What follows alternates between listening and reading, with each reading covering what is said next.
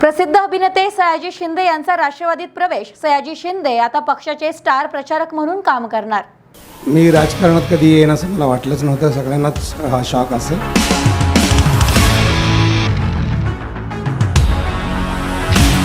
नेहमी माझा योग आला की काय प्रॉब्लेम झाला की मंत्रालयात समजा मी 25 वेळा गेलो असेल तर त्यातले 15 वेळा मी दादांनाच भेटलो।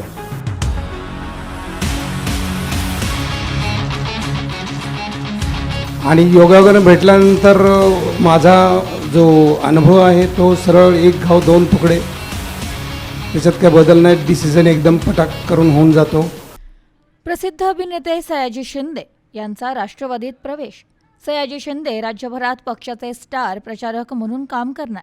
अजितदादांचा दाखवण्यापेक्षा ॲक्शनवर विश्वास, म्हणूनच मी त्यांच्या पाठीशी उभं राहणं पसंत केले। विधानसभा निवडणुकीच्या तोंडावर अभिनेते सयाजी शिंदे यांचा राष्ट्रवादीत प्रवेश। सयाजी शिंदे राज्यभरात पक्षाचे स्टार प्रचारक म्हणून काम करणार। सत्तेत असो वा विरोधात, अजितदादांची मेहनत आणि प्रामाणिकपणा कायम तसाच राहिलाय। सयाजी शिंदे यांच्याकडून अजित पवारांच्या प्रश्नांचे कौतुक। आगामी विधानसभा निवडणुकीच्या पार्श्वभूमीवर राष्ट्रवादी काँग्रेसला मोठा दिलासा मिळाला असून प्रसिद्ध अभिनेते सयाजी शिंदे यांनी आज अजित पवार यांच्या पक्षात प्रवेश केलाय। उपमुख्यमंत्री तथा राष्ट्रवादीचे राष्ट्रीय अध्यक्ष अजित पवार, राष्ट्रवादी काँग्रेसचे राष्ट्रीय कार्याध्यक्ष प्रफुल्ल पटेल आणि राष्ट्रवादी काँग्रेसचे प्रदेशाध्यक्ष सुनील तटकरे यांनी मुंबईत पत्रकार परिषदेत त्यांचे पक्षात स्वागत केले। सयाजी शिंदे यांनी अजित पवार यांच्या नेतृत्वाचे कौतुक करत समाजातील अपेक्षित घटकांप्रती असलेली बांधिलकी अधोरेखित केली आहे। शेतकरी पार्श्वभूमी असलेल्या प्रबळ मराठा समाजातील शिंदे यांच्याकडे स्वयंसेवक आणि सामाजिक कार्यकर्त्यांचा मोठा आधार असून त्यांच्या सह्याद्री देवराई या स्वयंसेवी संस्थेच्या माध्यमातून ते राज्याच्या ग्रामीण भागात सक्रियपणे कार्यरत आहेत। विधानसभा निवडणुकीपूर्वी शिंदे यांच्या प्रवेशाचा उद्देश ग्रामीण मतदार तसेच विचारवंत वर्गात पक्षाचा पाया मजबूत करणे हा आहे, कारण ते विचारवंत वर्तुळात चांगलेच लोकप्रिय आहे। अजित पवार यांनी सयाजी शिंदे हे पक्षाचे स्टार प्रचारक बनून राज्यभर प्रचार करणार असल्याचे जाहीर केले।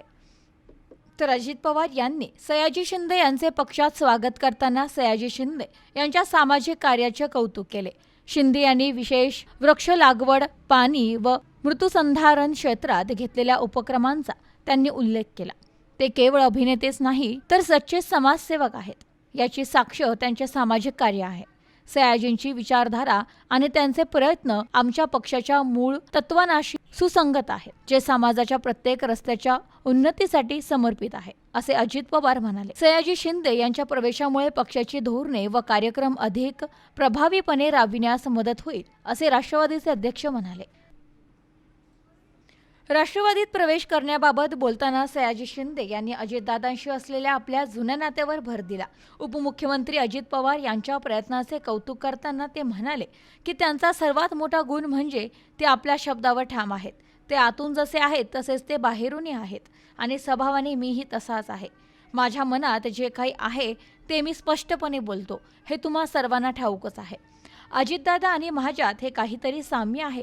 सयाजी शिंदे आपल्या सह्याद्री देवराई या स्वयंसेवी संस्थेच्या माध्यमातून सामाजिक कार्यात सक्रिय आहेत। राजकारणात येऊन आपण समाजसेवा पुढे नेऊ शकतो आणि समाजासाठी अधिक योगदान देऊ शकतो, असे ते म्हणाले।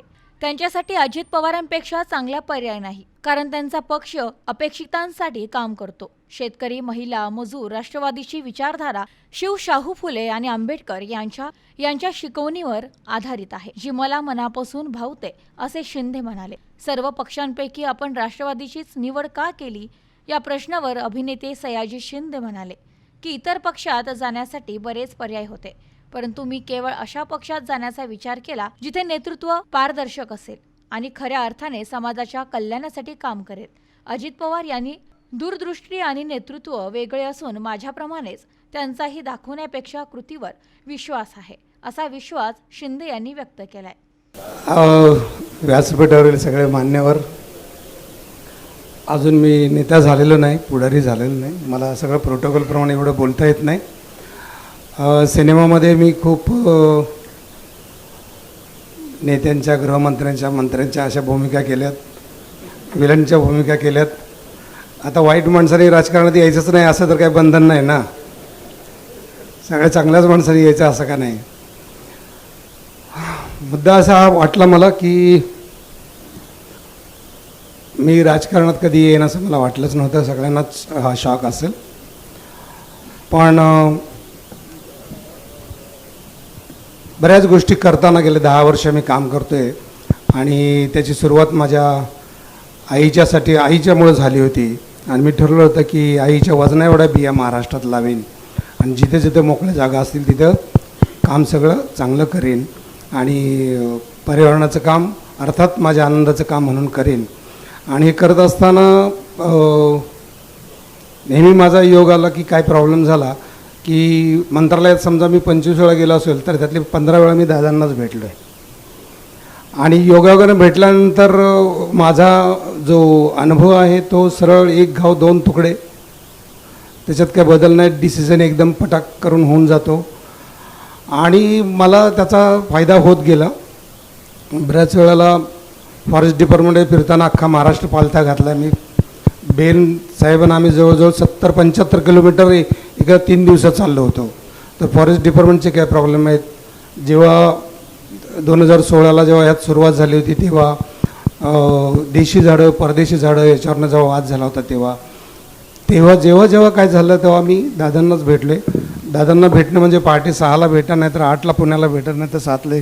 अशा परिस्थितीत नेहमी भेटणं, पण नेहमी वेळेचं भान ठेवून आणि पटपट डिसिजन घेऊन कामं झाली.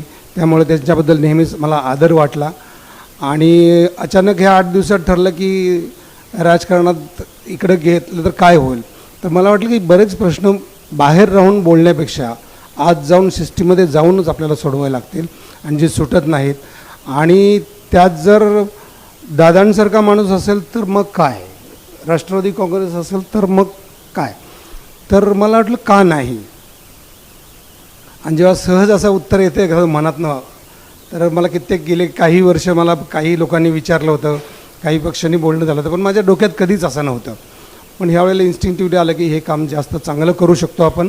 महाराष्ट्रात 40 ठिकाणी आपल्या देवराया उभ्या राहत आहेत, 40 डोंगर, सगळे सरकारच्याच जागी काम आहेत, कुठेही वैयक्तिक नाही, कुठे काही नाही. पण देशी झाडं, देशी गवतं, देशी वेली आणि मुख्य म्हणजे शाळेच्या मुलांच्या मनात झाड लावणं. त्याच्यासाठी यावर्षी आपण 22 लाख मुलांना बिया वाटल्यात आणि 22 लाख रोपं तयार होतील आणि ती 22 लाखच्या पुढच्या वर्षी 1 करोड होईल.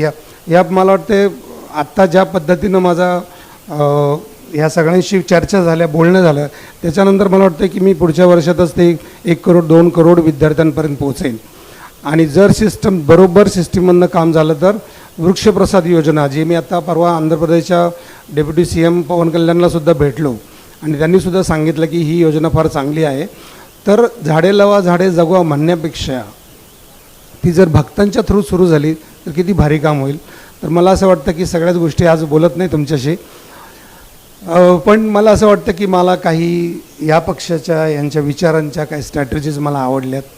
की बेसिकली मी नेहमी सांगतो की शेतकरी, farmer is the best creator in the world. जगात शेतकरी एवढा कोणीच क्रिएटिव्ह माणूस, सर्जनशील माणूस नाही की ज्याच्यामुळे माणसं जगतात. बाकीच्या सगळ्या सर्जनशील ज्या कला आहेत त्या कलांनी काही पोट भरत नाही, पण शेतकरी जेव्हा काहीतरी नवीन उगवतो, नवीन निर्माण करतो, त्याने पोट भरतं. आणि त्या शेतकऱ्यांच्या योजनासाठी नेहमीच मला दादांशी आमची जेव्हा तटकरे साहेब जेव्हा चर्चा झाली तेव्हा असं वाटलं की हे चांगले डिसिजन आहेत, चांगले डिसिजन घेत आहेत. यावर्षीचा जो लाडकी बहीणचा जो डिसिजन आहे, आज आपल्याला वाटतं की आपल्याकडे पैसे आहेत, आपल्याला आपण काही करू शकतो, गाडीनं जाऊ शकतो, पण अगदी बारीक गावातल्या बारक्या हातातोंडावर पोट असतं त्या माणसांचा जेव्हा विचार करतो आणि जेव्हा त्यांचं समाधान बघतो की ह्या योजनेतनं त्यांना कसा फायदा होतो आहे, असं वाटतं की यांचे काही डिसिजन चांगले होतात. एका पॉईंटला मी ठरवलं की आपण जायचं, आता काय हटत नाही, होऊन जाऊ दे, जे व्हायचं ते होऊन जाऊ दे. आता आपण सुरू करतो आहे, त्याप्रमाणे आपण ह्यात उतरतो आहे. आणि मला असं वाटतं की यांच्याकडून सगळ्यांकडून मी चांगले धडे घेईन, चांगलं अभ्यास करेन, विचार करेन. राष्ट्रवादी काँग्रेसनं दादा तुम्ही सगळ्यांनी माझा आदरपूर्वक, मला तुमच्याबद्दल नेहमीच आदर आहे, पण मला हा सन्मान तुम्ही दिला, मला आनंद वाटला. आणि याच्या पुढं फार विचारपूर्वक आणि जी माझ्या डोक्यात जी कामं आहेत, जी व्हायला पाहिजेत, ती पुढच्या 5 वर्षात नक्कीच योग्य पद्धतीने जातील असं मला वाटतं आहे. आणि बाकी काही स्वार्थ नाही. म्हणजे मला असं काही की हे कमवायचं आणि ते कमवायचं असं काही नाही. माझ्या आयुष्यात सगळं करून झाले. 500-600 फिल्म झाले आहेत. जगात सगळं चांगलं नाव आहे. आज जिथं जाईल तिथं आपल्याला आनंद, आपल्याकडे बघितल्यानंतर लोकांना आनंद होतो. याच्यापेक्षा अजून काय पाहिजे आयुष्यात. तर तो आनंद जगभर मला मिळत असतो. पण मला स्पेशली पर्यावरणासंदर्भात महाराष्ट्रातल्या जे तज्ज्ञ लोक आहेत, ज्यांचे नदीचे प्रश्न आहेत, ज्यांचे झाडांचे प्रश्न आहेत, ज्यांच्या आपल्या देशी वेली 10 झाडांची नावं माहीत नाहीत, पानांची नावं माहिती नाहीत, 10 फळांची नावं माहिती नाहीत, 10 गवतांची नावं माहिती नाहीत, असे तज्ज्ञ लोक ज्यांचं इतकं आहे, त्यांचा चेहरा व्हायचा आहे, त्यांचा दौंडीवाला म्हणून मला व्हायचं आहे. आणि ते काम जे मला बाहेर राहून होत नव्हतं ते मला जास्तीत जास्त चांगल्या पद्धतीने नेण्यासाठी आपण सगळ्यांनी सहकार्य करावं अशी मी अपेक्षा व्यक्त करतो. आणि काही पत्रकारांना मी आज तुमचे फोन घेतले नाहीत किंवा काही लगेच रिॲक्ट झालो नाही. आणि पत्रकार माझे खूप मित्र आहेत, त्यांनासुद्धा सगळ्यांना होतं की चॅलेंज देऊन त्यांचं म्हणणं होतं की माझ्याकडून असं काही राजकारणातलं होईल असं वाटत नव्हतं. पण आज मला वाटतं की फॉरेस्ट डिपार्टमेंटचे सगळे जे अधिकारी आहेत तर त्यांना आनंद होईल. मला असं वाटतं की मी सगळ्याच गोष्टी आज बोलत नाही, पण मला वाटतं की चांगल्या मार्गावर आहे, चांगल्या पक्षात आहे.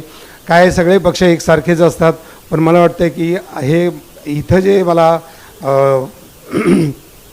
काय म्हणतात त्याला विश्वास वाटतो, इथं जो मला विश्वास वाटला त्याचा मला सार्थ अभिमान आहे.